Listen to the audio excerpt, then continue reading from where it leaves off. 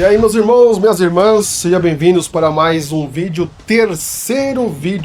terceira aula do nosso curso QCJ, né? Quero Conhecer Jesus. Nesse vídeo eu vou falar de mim, né? É algo que, tipo assim, falar de si próprio não é fácil, mas é necessário. Por quê?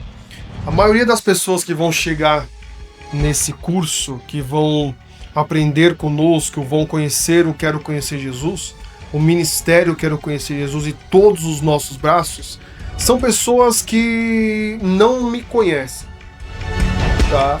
Para você que não sabe, eu moro, tá, num local hoje, mas eu morei por muito tempo em Ferraz de Vasconcelos, exato. Mas primeiro vamos começar a história lá atrás.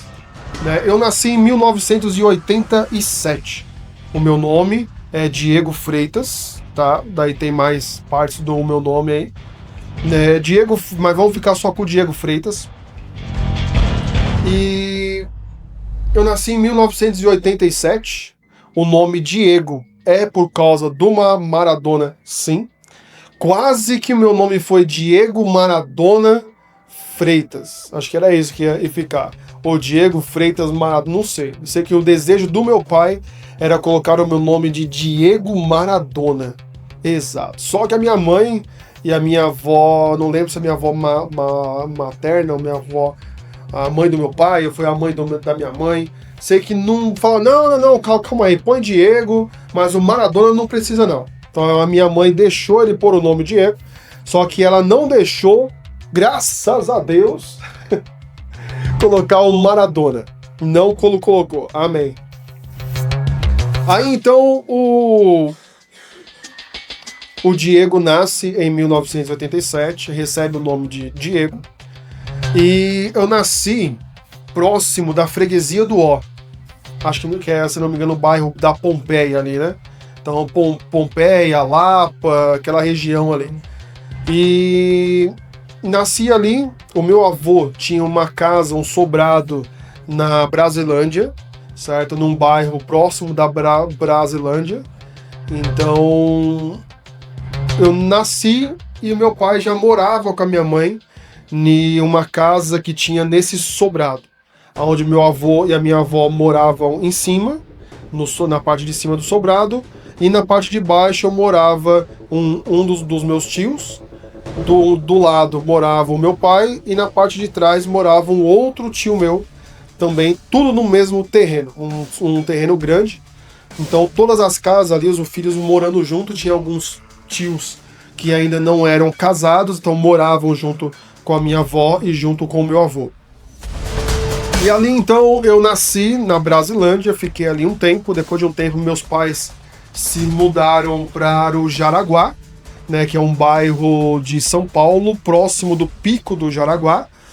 Então, quando eu fui para lá, eu já fui, acho que com 2, 3 anos, acho que era isso. Então, fui para lá, para o Jaraguá, com 3 anos. Depois de um tempo, ficamos ali. Eu tive uma época pneumonia, né, lá. Nós morávamos em uma casa, essa casa no Jaraguá também era do meu avô. Também era um sobrado que tinha lá, uma casa, né, que tinha lá. E ali então meu pai e a minha mãe moravam em 2 ou 3 cômodos nesse terreno.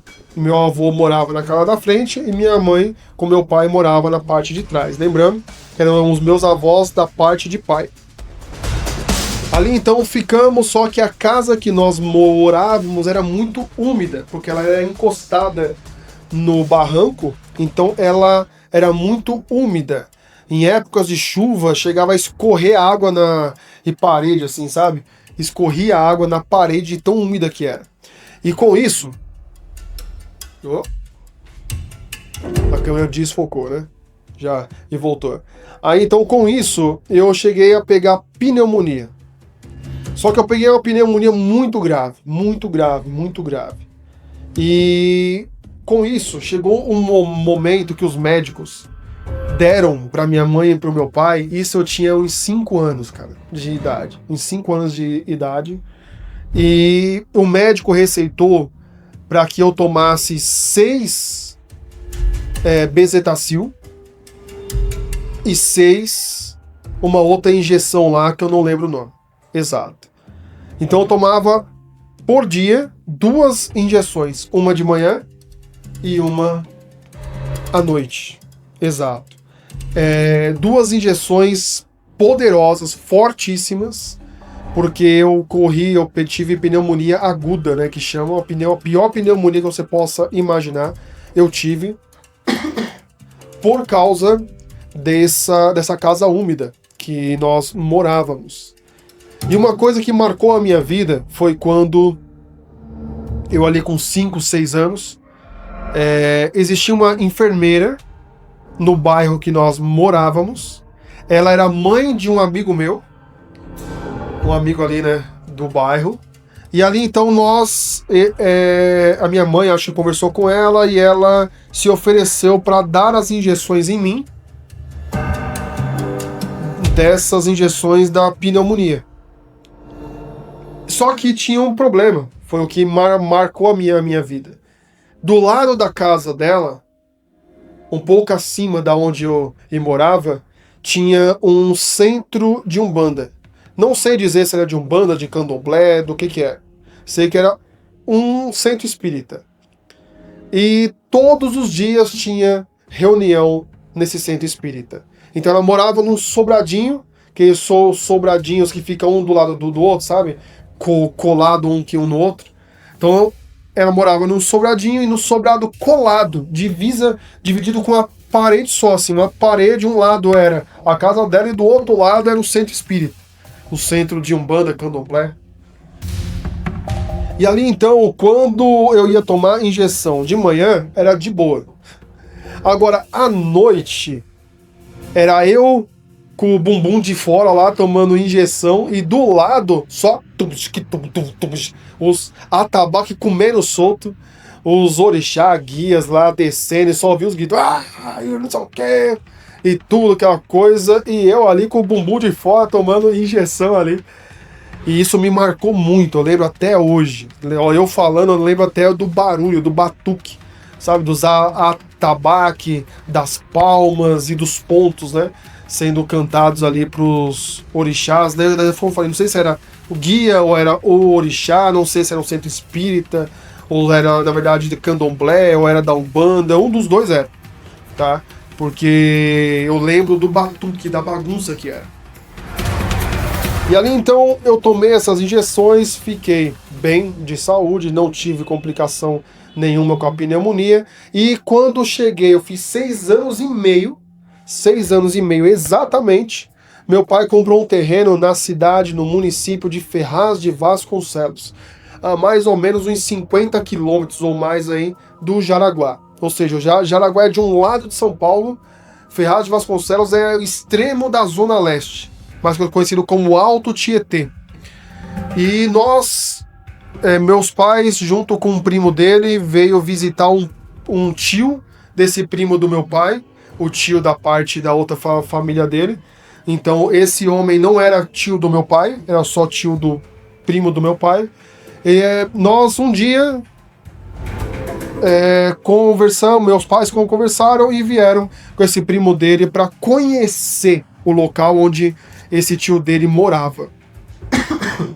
E ali então, quando ele chegou, nós chegamos. No Jaraguá já tinha asfalto, tinha luz, tinha água encanada, tudo tranquilo, um bairro, digamos assim, pronto já. Pronto, muitas casas e tudo, um bairro pronto. Quando chegamos em Ferraz, na época Ferraz de Vasconcelos não tinha asfalto, praticamente não tinha casa, tinha muito terreno, muito mato, muita terra, sabe? E eu lembro de chegar em Ferraz e ver isso, muita terra, aquela terra vermelha, pouquíssimas casas, uma casa aqui, outra casa ali, outra casa longe, outra casa lá. E quando chegamos, passamos o dia na casa desse senhor, e esse senhor, do lado da casa dele, ele tinha um outro terreno. E esse terreno estava à venda. E esse primo do meu pai se interessou de comprar o terreno e perguntou pro meu pai se meu pai não queria comprar o terreno junto com ele. era um lote de terreno, e ali então eles combinaram de dividir o terreno no meio e ficar meio lote para cada um. E ali então, resumindo a história, meu pai comprou o terreno junto com o primo dele, compraram o terreno, pagaram o terreno, dividiram o terreno ali, meio lote para cada um, e meu pai construiu a casa dele e o primo do meu pai construiu a casa dele também. Com isso, eu cheguei com 6 anos e meio, entrei na escola, no ensino fundamental na época com 7 anos, e agora eu vou entrar para... Você não vou falar de escola, de rua, do bairro, agora eu quero entrar para a parte espiritual, ok? Com 7 anos de idade, meu pai era um homem desviado, ele foi criado na igreja toda a adolescência dele, mas ali na idade que ele estava meio desviado, meio torto na vida aí, né, como dizem. E a minha mãe também tinha tido um tempo ali como evangélica, mas no momento estava também parada, digamos assim, né, na parte da religião. E ali então, eles um belo dia foram visitar uma igreja, meu pai volta para a igreja, faz parte da igreja na época Assembleia de Deus, e a minha mãe também acompanhou. Teve um tempo que minha mãe foi na quadrangular, antes do meu pai se converter, mas aí resumindo, meu pai se converteu, minha mãe também, todos foram para a mesma igreja, e um belo dia, um pregador fala assim: filho de crente não é crente.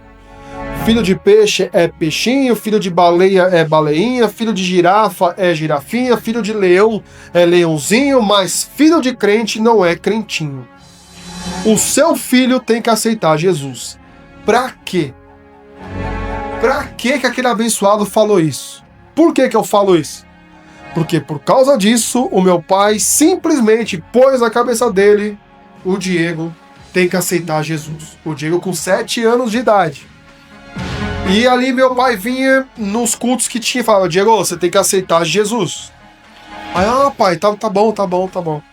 Diego, você tem que aceitar Jesus. E nada, até que chegou um dia.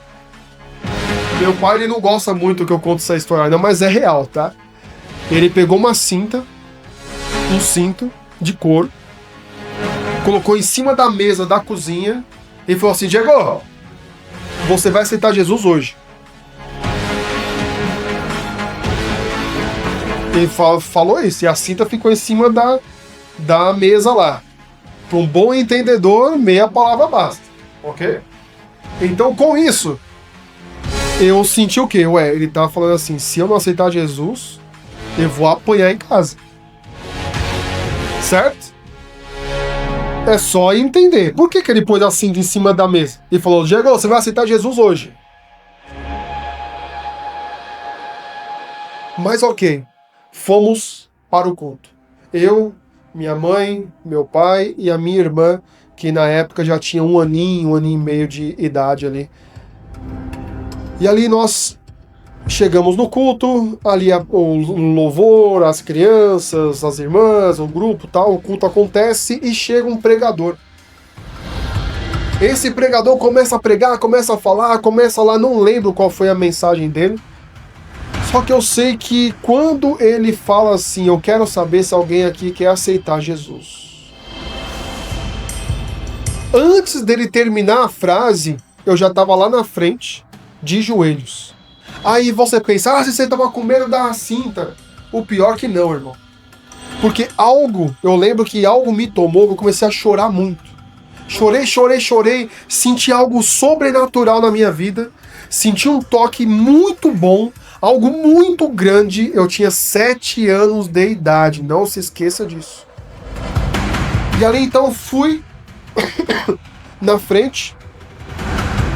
Ali então eu cheguei, ajoelhei e comecei a chorar muito. Aí eu lembro que veio alguém, não sei se foi homem, mulher, assim, quem foi, e me abraçou, ficou ajoelhado junto comigo lá.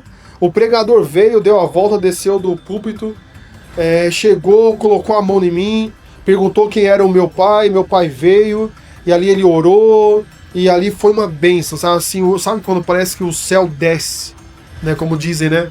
Do céu, assim, você sente algo tão sobrenatural que todos sentiram aquilo ali. Não sei qual foi a pregação, não sei qual foi o tema, não sei. Só sei que eu senti e fui. E eu não lembrava de cinta, não lembrei de nada disso, não lembrei que meu pai estava me ameaçando, nada. Foi algo sobrenatural. No final do culto, recebi um livrinho azulzinho de Provérbios. Foi a minha primeira Bíblia, digamos assim. E, ok, com isso, conhecemos um grupo de pessoas ali da nossa igreja.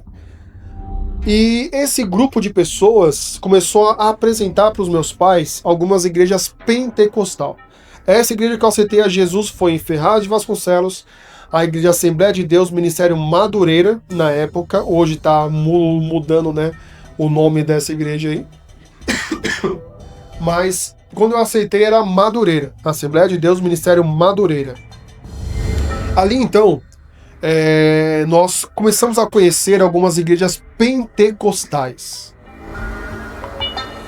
Igrejas, por exemplo, Deus e Amor, e outras igrejas de pastores no estilo da Deus e Amor, pentecostal ao extremo. Não podia usar, ou que homem, né, não podia usar short, não podia usar regata, mal podia usar camiseta de manga normal, né, manga meia, né, de meia manga. Não. Tinha muitas igrejas que nós frequentávamos que era só assim, ó, igual aqui, ó. Blusa no punho, camiseta no punho. Não podia usar camiseta curta, nada disso. Camiseta manga, meia manga, de jeito nenhum. Só que tinha uma coisa, tinha as exigências, só que tinha o sobrenatural. Quando eu cheguei a primeira vez nessas igrejas, eu via gente pulando, gente rodando, gente correndo, gente gritando, gente falando em línguas que eu não entendia bolufas nenhuma. Era um que saía do púlpito e colocava a mão na cabeça do outro, era o outro que saía rodando, o outro que saía um anjo, parecendo abrir os braços assim, saía correndo. E era uma loucura. Só que era uma loucura que eu gostei da loucura. Eu gostei do movimento, eu gostei daquilo ali. Via crianças pulando, rodando, parecia peão assim, ó, rodando lá. E era uma coisa sobrenatural, sensacional. Pra mim, quando eu olhei, eu falei, eu só fiquei observando e pensei, né? Eu quero. Eu nem sabia o que era, só que sei que eu sabia que eu queria. E ali então um pastor, não vou dar nomes aqui, tá? Porque eu não conversei com as pessoas antes, vai que a pessoa acha ruim de ficar citando nomes aí. Mas um pastor abraçou os meus pais como pai e filho dele. Como pai e filho não, como mãe, como filhos, né? Os meus pais como fossem filhos desse pastor. E ele abraçou literalmente. E ali então, ok. Passando um tempo, começou a ter muita revelação sobre mim. Pessoas iam no meu pai, na minha mãe, falavam, olha, Deus tem uma grande obra na vida do seu filho, Deus quer usar o seu filho como um instrumento nas mãos dele, Deus quer dar o dom de visão, o dom de revelação, o dom de profecia, dom de cura e outros dons para o seu filho. Ele tem um chamado especial e assim por diante. 7 anos de idade. Ok. Ouvi tudo isso e eu doido. O que? Eles têm isso aí? Dom de revelação? O que é dom de profecia? Comecei a perceber que esse pastor que nós frequentávamos a igreja, ele tinha o dom de profecia. Ele saía lá do púlpito, chegava em alguém e falava, eis que eu lhe digo, e assim por diante, tal, entregava e repreendia demônio de um, e batizava o outro com o Espírito Santo, e eu amava tudo aquilo. Até que chegou um dia que esse pastor fez uma campanha no monte. E meus pais decidiram ir. E com isso, eu já ali orientado pelos meus pais e por esse pastor e por outros irmãos, eu comecei a buscar o batismo no Espírito Santo. E quando eu vi, eu falei assim, mas eu posso receber isso? Você pode receber. Tinha várias crianças que tinham dons, batiam no Espírito Santo, pulava. E ali então nós começamos a jejuar. Que monte para pentecostal não é só ir no monte. É algo sério. E ali então eu fiz o jejum, fiz a preparação, fiz ali tudo o que pediram E toda sexta-feira, 7 sextas-feiras, nós fomos pro monte. 7 sextas-feiras. Íamos pro monte na sexta-feira, meia-noite começava e até 5 horas da manhã. Virava madrugada de sexta para sábado. E também, ao mesmo tempo, o grupo da igreja decidiu fazer uma campanha de vigílias. Exatamente, de vigílias. E íamos na sexta pro monte e no sábado pra vigília. E eu junto. Um grupo de jovens, um grupo de irmãos, um monte de gente indo. Íamos numa igreja, íamos em outra. Andávamos horas e horas a pé pra ir nas vigílias, no monte do mesmo jeito. E ok, fomos lá. Até que um dia, no monte, aconteceu comigo de eu estar ali orando, cara no pó.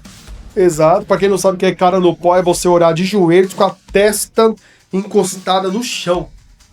Exato, você ali agachado ali, com a testa no chão ali, você orando. E ali eu orando e de repente eu estava ali orando e ouvia o barulho das árvores, das folhas, dos galhos. Ouvia, né, o vento passando na árvore, então você ouve o barulho no meio do mato. Ouvia o barulho da oração do povo, que era pentecostal. Pentecostal é barulhento. Gritava, berrava, falava em línguas, e eu ouvindo a oração deles, ouvindo o barulho do mato, e de repente fez assim, ó. De repente ficou um silêncio total. Um silêncio muito grande no monte. As orações pararam. O vento não atingia mais, eu não sentia mais o vento. Eu não ouvia o barulho das árvores. E ficou um silêncio.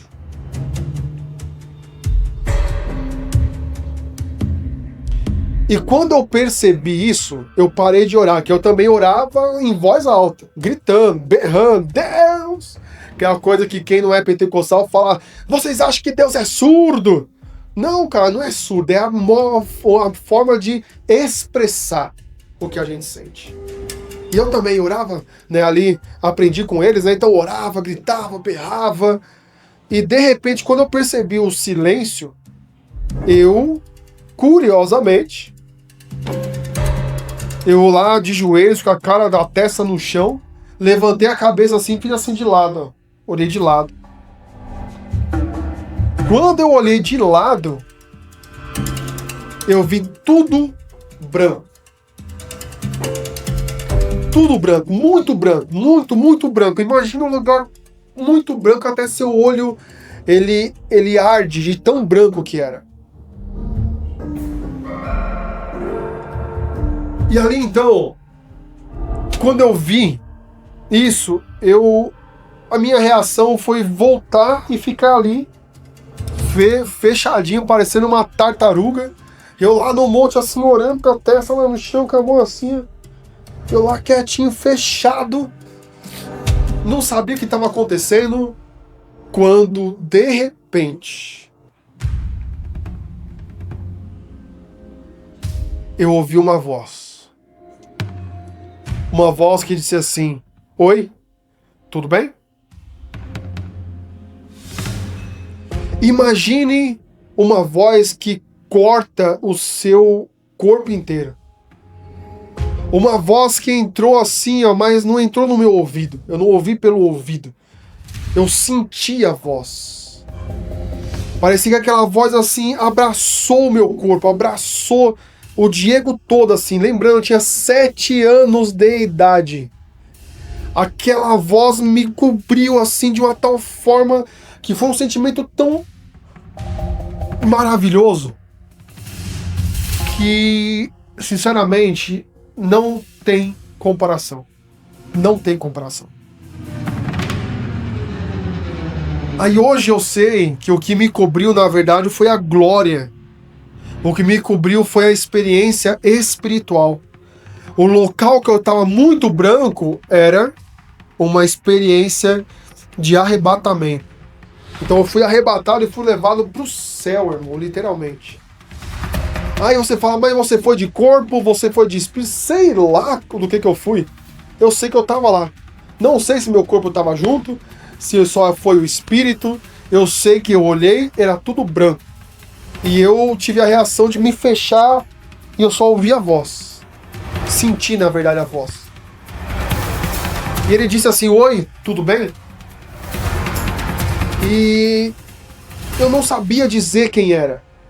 Mas depois, com a experiência que foi vindo, e também algumas conversas que eu tive com o Espírito Santo, até com Jesus mesmo, o Espírito Santo me disse assim, a experiência que você viveu no monte foi o próprio Cristo que falou com você. Aí a pergunta que eu sempre faço pra mim mesmo, por que eu? Qual a razão que fui eu? Por que eu vivi essa experiência tão sobrenatural? Mas calma que tem mais coisa, eu vou te contar. Eu me perguntei, anos e anos passando, e eu falei, por que eu fui escolhido para viver um arrebatamento? E anos depois eu entendi. Que sabe por que eu fui escolhido para isso? A palavra, os evangelhos, tem uma parte que Jesus fala assim, muitos são chamados, mas poucos são escolhidos. Por que poucos são escolhidos? Tem gente que é chamado, ou seja, tem a oportunidade de fazer parte, tem a oportunidade de ver, tem a oportunidade de viver as experiências, mas não quer viver a experiência. Não quer pagar o preço para isso. Eu era uma criança que estudava,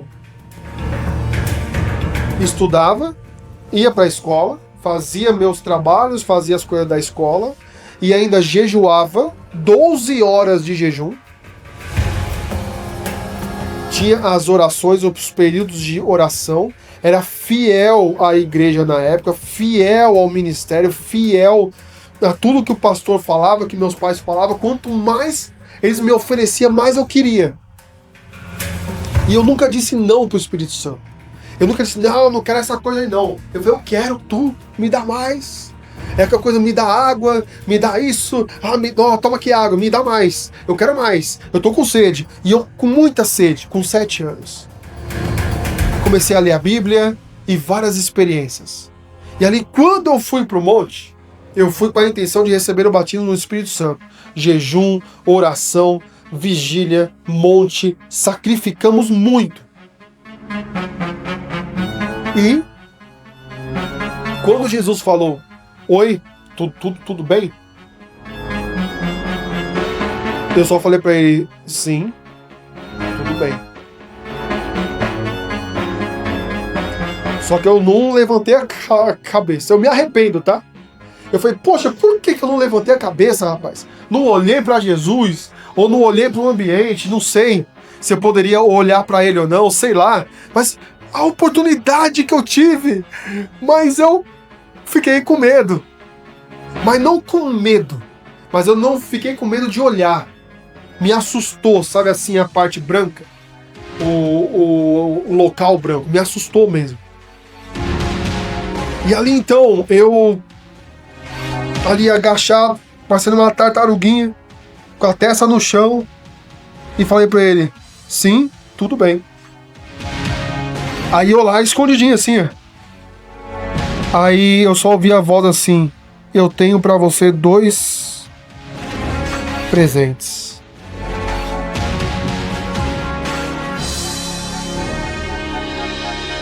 Ele falou assim, eu tenho pra você 2 presentes. A resposta que eu tive foi, ok, mas eu tenho 2 pedidos pra fazer. Eu não tive coragem de olhar, mas eu tive coragem de pedir algo.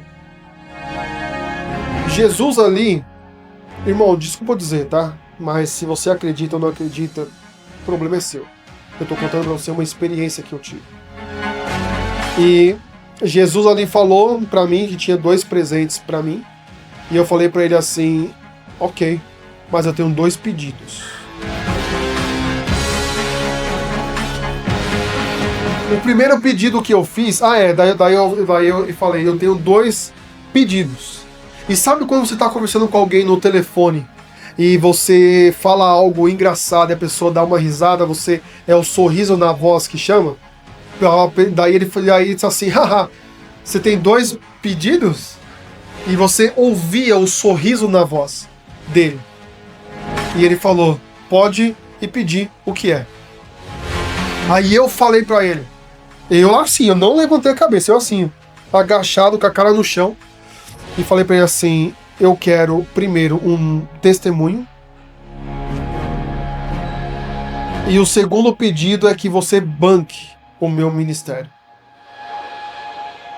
Eu não vou pedir esmola pra ninguém, não vou pedir dinheiro pra ninguém, não vou depender de oferta, não vou depender de dízimo, não vou ficar passando essa humilhação que alguns passam.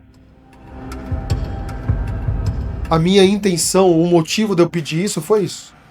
Claro, não falei isso pra ele, mas falei pra ele que o primeiro pedido era um testemunho e o segundo pedido era que ele bancasse o meu ministério. O motivo era, eu via muitos pastores quase se humilhando para pedir oferta, pedir dízimo para os outros. Pastores passando fome e dependendo de oferta e dízimo. E não sei por que eu, com 7 anos de idade, falei isso para Jesus. Jesus simplesmente ouvia a voz, ele disse assim, ok, eu vou te dar. Lembrando, eu pedi 2 coisas e ele também me deu 2 presentes. No final eu recebi o que eu pedi, 2 coisas, e recebi mais 2 presentes que ele me deu, que foi o quê? Eu fui batizado com o Espírito Santo. No último dia do monte, eu não recebi o que eu queria, que era o batismo no Espírito Santo. E eu fui receber no último dia da campanha de vigília. Então na sexta-feira encerramos os 7 sextas-feiras de vigília e no sábado era o último dia da vigília, de campanha da vigília, de vigília. Não tinha vigília em lugar nenhum, não tinha vigília em igreja nenhuma, não tinha vigília, não tinha. E ali então um irmão conhecido nosso, ele tinha uma casa, um terreno grande, e ali então convenceram ele de fazer uma vigília na casa dele. Precisávamos fazer uma vigília, precisávamos encerrar a campanha, não podíamos quebrar a campanha. E ali então esse pastor, que nos ensinava, que nos ajudou em muitas coisas, ele foi lá para fazer a vigília na casa desse irmão. E ali então chegou um momento que ele chamou pessoas que queriam ser batizadas do Espírito Santo. E eu, morrendo de sede, para beber mais, não falei da experiência de arrebatamento pra ninguém, não falei pro meu pai, não falei pra minha mãe, fiquei quieto. Fui contar só depois de alguns anos. E ali então, eu fui lá na frente, ajoelhei, eu, mais alguns jovens lá, mais um pessoal, ficamos de joelho e eles começaram a orar. E ora, e ora, e ora, e ora, e canta corinho, e canta louvor, e vai ali no violão, no pandeiro e tudo, e orando, e coração, com louvor e tudo, e o pentecostal comendo solto, né? O movimento ali era grito, era berro, era língua, era não sei o que, e receba, uns caía, outros subia, outros voava, e aquela loucura toda, e eu de joelhos ali, orando. Daqui a pouco, irmão, eu senti uma quentura, comecei a ficar muito quente, eu sentia tava parecendo aquele super-herói lá que pega fogo lá dos Quarteto Fantástico, né? Que tem o chama lá, o homem fogo, o homem sei lá o quê. E eu senti assim muito quente, muito fogo dentro de mim. Quando de repente esse pastor chegou em mim e disse assim, começa a dar glória. Começa a falar glória. E eu comecei, glória, glória, glória, glória, glória, glória, glória, glória, glória, daqui a pouco a língua enrolou, e aí ele veio com o microfone, eu lembro assim, colocou na minha boca, e eu comecei a falar em línguas estranhas ali, embananou tudo. Pra mim, eu tava falando sei lá o quê. embananou tudo, enrolou tudo, a língua enrolou, eu não conseguia falar normal, e começou a enrolar muitas coisas, as palavras saíam, e eu não tinha controle das palavras. E ali então eu recebi o batismo no Espírito Santo, nessa noite, nesse último dia da campanha de vigília. E sabe qual eram os presentes que Jesus me prometeu? Os presentes que Jesus me prometeu era o batismo no Espírito Santo e os dons. Eu tive a honra de receber todos os dons. Na igreja pentecostal que nós frequentávamos, eles ensinavam, né, sobre os dons de maravilha, que era quando uma pessoa recebia todos os dons. Com pouco tempo depois disso, eu comecei a receber o sapato de fogo, né, que os pentecostal falam. Comecei a pular, comecei a rodar, ia para a igreja, de repente eu sentia e algo me tomava. Quando eu via, eu estava falando para alguém. A primeira vez que eu entreguei um dom, uma profecia na minha vida, eu lembro até hoje, foi para esse pastor, que digamos assim, que eu falo que ele é meu pai na fé, né, que falam que é um pai na fé, né? Eu digo assim, que ele foi o cara que me ensinou. Quando eu digo pai na fé, eu digo a pessoa que eu me espelhei, a pessoa que eu observava, a pessoa que, através do dom dele, eu aprendi muita coisa, tá? Por que eu tô falando isso? Porque Jesus, ele proibiu nós de chamarmos qualquer pessoa de pai na fé. Exatamente, você vai aprender isso nos 4 evangelhos, tá? Então, neste momento, eu recebi e comecei a ser usado no dom de profecia, no dom de revelação, no dom de visão, no dom de cura, no dom da palavra, no dom do louvor. Tocava instrumentos que eu nunca pus a mão, eu aprendi a tocar muito rápido, pandeiro, bateria, percussão. Então eu toquei outros instrumentos, não, violão, instrumento de sopro, eu não consegui aprender. Tentei, mas não aprendi. Mas instrumento de percussão eu toco muito fácil, muito simples. Sabe, eu pego um instrumento que eu nunca pus a mão e eu toco ele sem dificuldade nenhuma, de percussão. E na época foi a mesma coisa. Então com 8 anos eu já estava ali sendo usado em vários dons, já estava pregando em algumas igrejas, preguei em rádio, fiz algumas coisas ali que o Espírito Santo mandou, e a primeira profecia que eu entreguei na minha vida foi para esse pastor. Eu lembro de eu estar sentado no banco de madeira da igreja e de repente eu ouvi uma voz assim: levanta, vai até o pastor e coloca a mão na cabeça dele. Foi o que eu ouvi. Aí quando eu ouvi, eu levantei e fui. Cheguei assim, subi na escadinha, fui até o pastor, coloquei a mão na cabeça dele e eu lembro que eu falei um monte de coisa para ele. E eu não tinha controle do que eu estava falando. Eu ouvia o que eu estava falando, mas eu não passava pela minha mente. O dom de profecia é isso. O Espírito Santo fala, e a fala que você transmite é dele. Sabe assim, Deus fala através de você. E você não tem o controle do que você está falando ali. Aí eu lembro que eu falei para ele, depois entreguei tudo, voltei para o meu lugar, sentei e fiquei ali. Chorei muito, a presença do Espírito Santo, pular, rodar, aquela coisa toda. E de repente, depois de algum tempo, o pastor pegou o microfone para continuar o culto e falou assim: irmão João e irmã Simone, o filho de vocês acaba de ser usado em profecia para mim. E tudo que ele falou é verdade. Tudo que ele falou é 100% real. Tudo que ele falou é de Deus. Eu ouvi aquilo, não entendia o que ele estava falando, não compreendia o que ele estava falando. Para mim não fez diferença nenhuma. Mas para os meus pais e para a igreja, foi uma, digamos assim, uma comprovação que o Espírito Santo estava em mim. E que eu era usado através do Espírito Santo. E o pastor começou a me tratar como filho, vamos por assim, me ajudou muito. me envolveu em muitas coisas e os dons foram aflorando. E aí, né, andando com... Lembra que eu pedi para Jesus um testemunho, certo? E com 9 anos de idade, esse testemunho aconteceu. Exato. Esse testemunho aconteceu.